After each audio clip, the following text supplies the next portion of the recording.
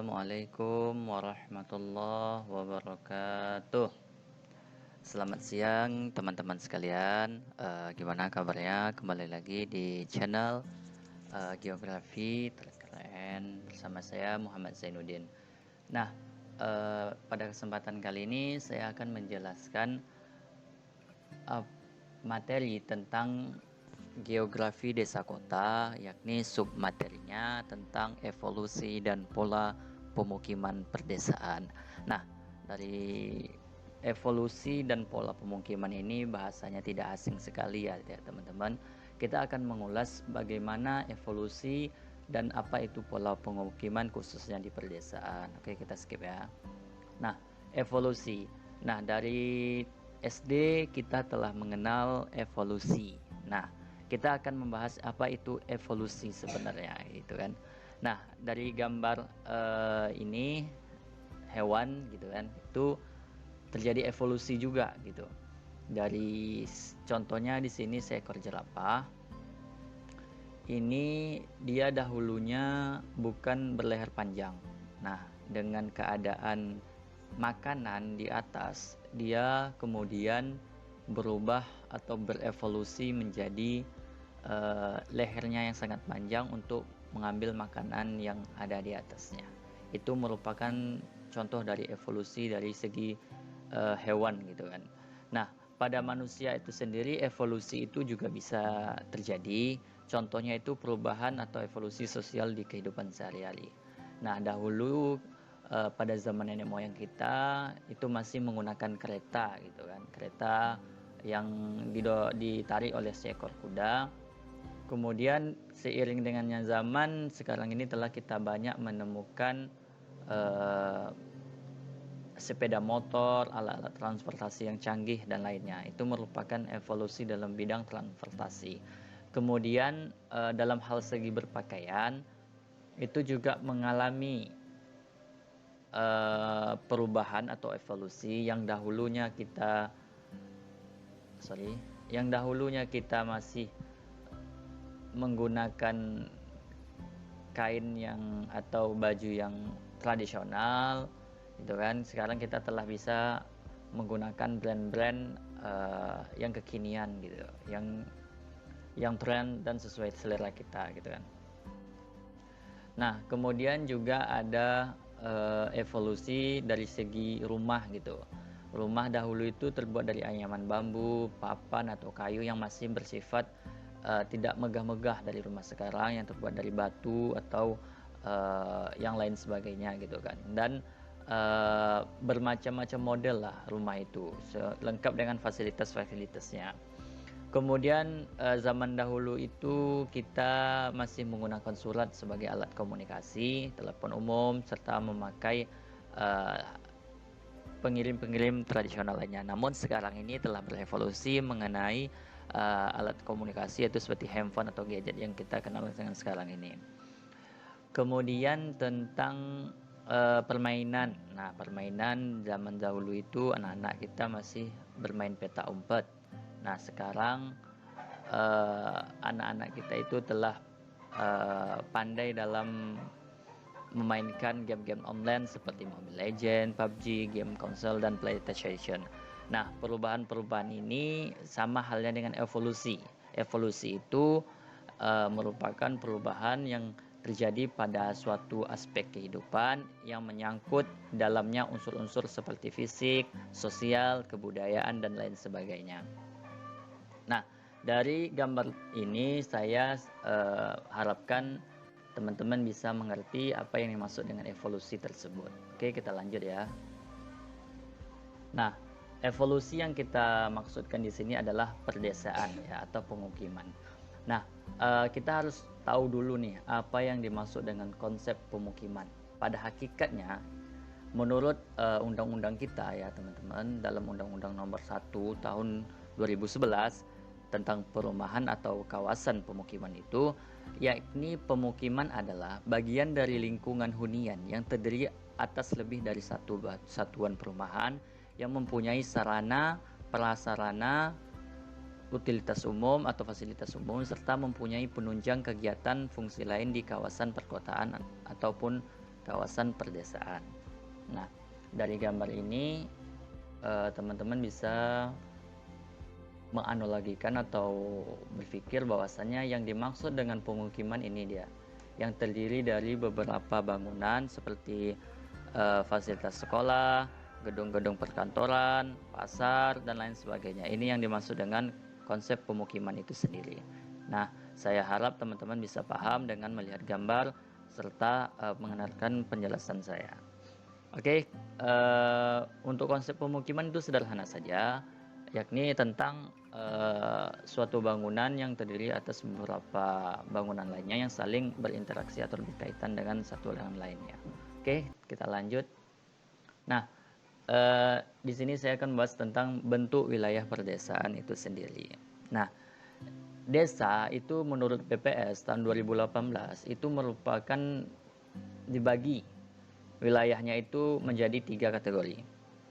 Yang pertama yaitu desa lereng atau puncak atau yang disebut dengan pegunungan, kemudian desa lembah dan desa dataran rendah. Nah, dari gambar yang di bawah ini dapat kita simpulkan bahwasannya desa di gambar pertama ini yakni adalah gunung.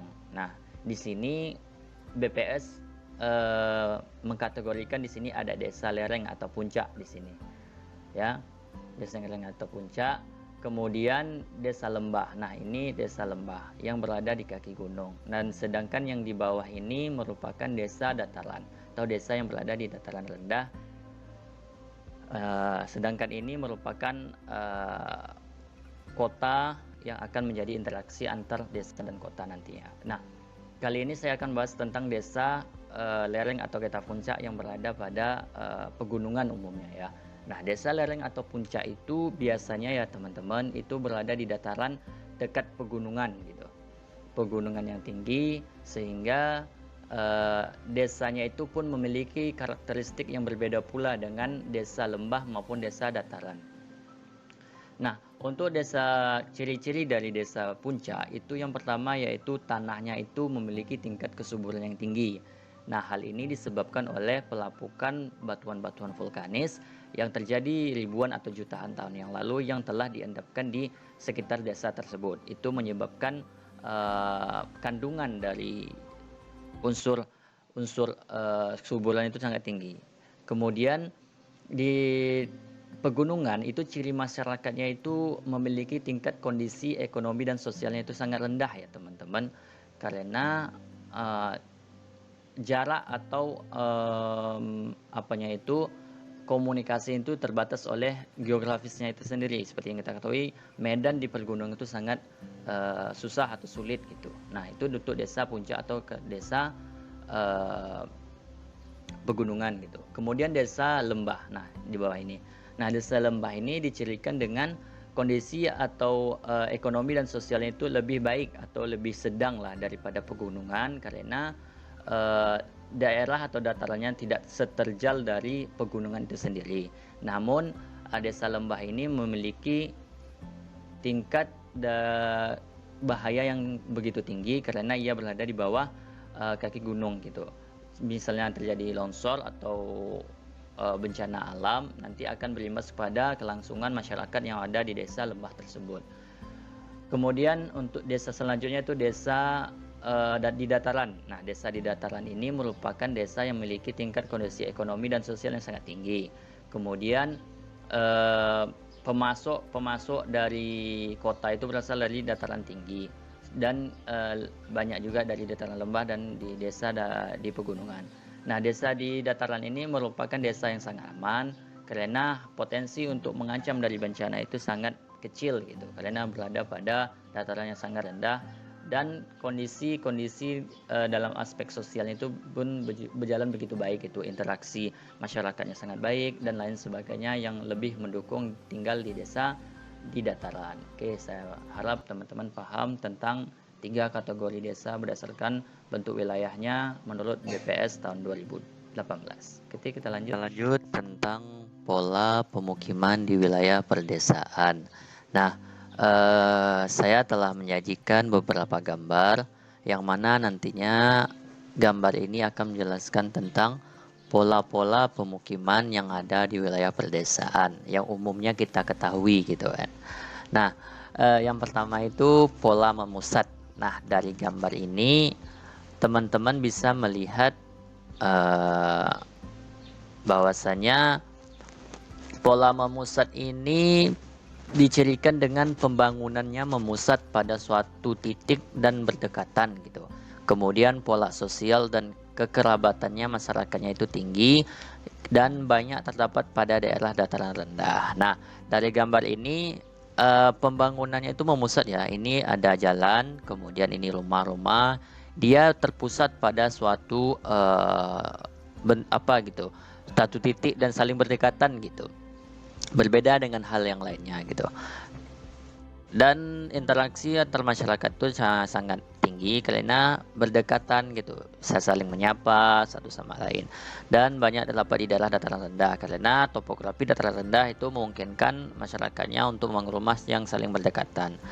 Nah, itu pola memusat ya teman-teman, saya harap teman-teman paham. Kemudian kita lanjut pada pola menyebar atau pola tersebar gitu. Nah, di pola menyebar ini ya, itu dicirikan dengan titiknya itu tidak merata. Nah, suatu titik tapi menyebar atau berjauhan gitu. Nah, kemudian banyak terdapat di daerah pegunungan. Nah, pembangunannya itu tersebar karena faktor kesetiaan air, topografi, dan atau kesuburan tanah. Nah, ini contohnya itu gunung ya, teman-teman. Gunung. Nah, ini desanya desa-desa di Jawa.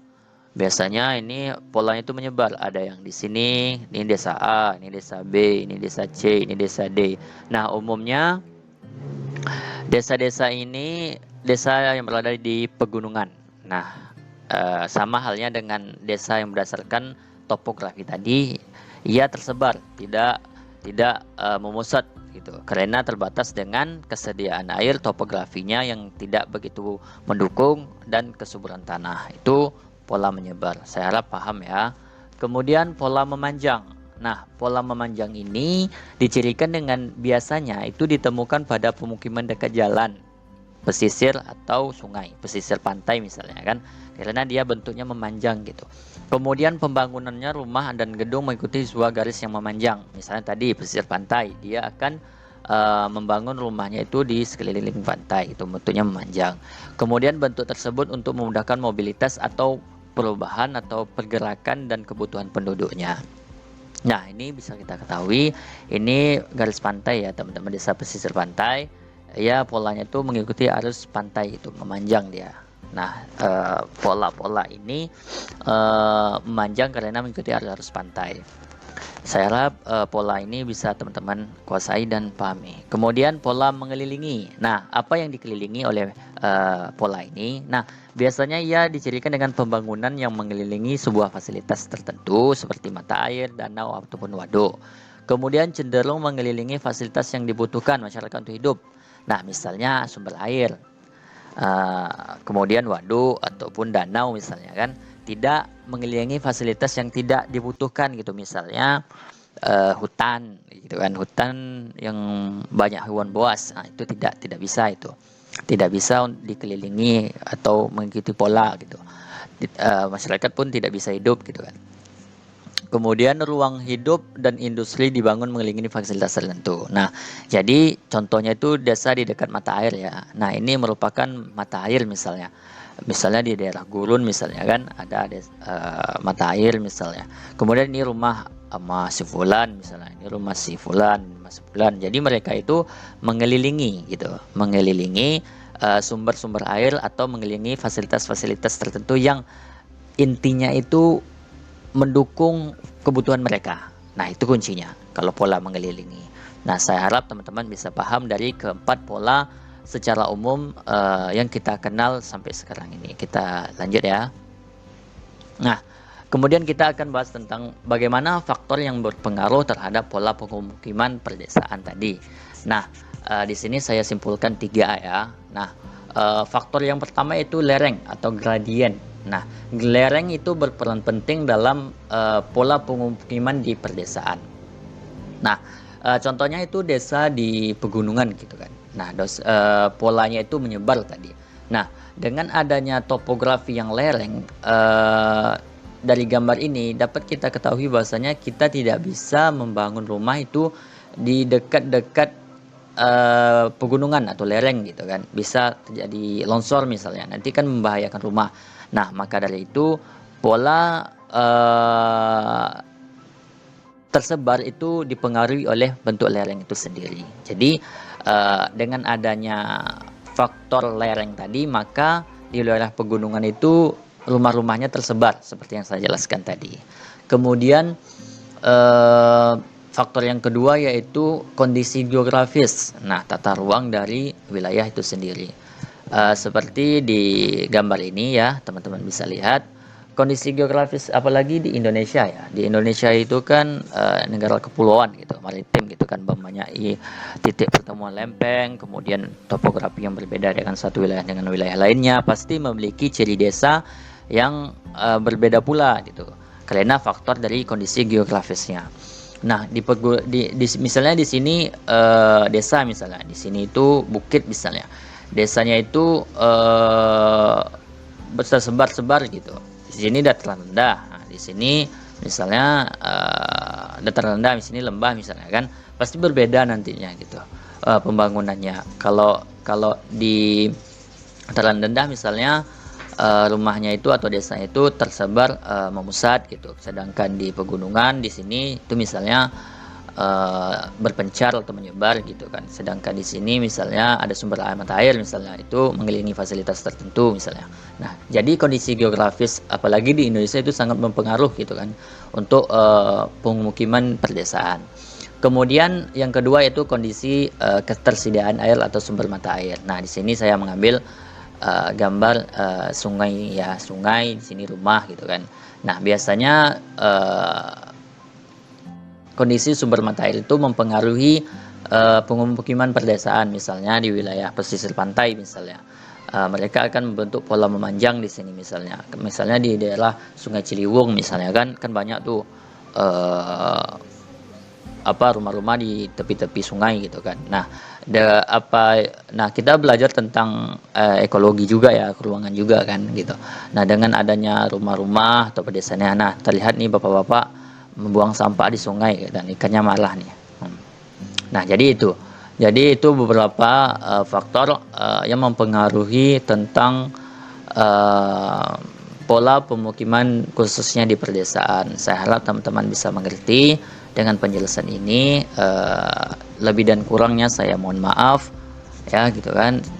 Jika ada pertanyaan teman-teman bisa uh, sebutkan di kolom komentar nantinya. Wabillahi taufiq wal hidayah. Assalamualaikum warahmatullahi wabarakatuh.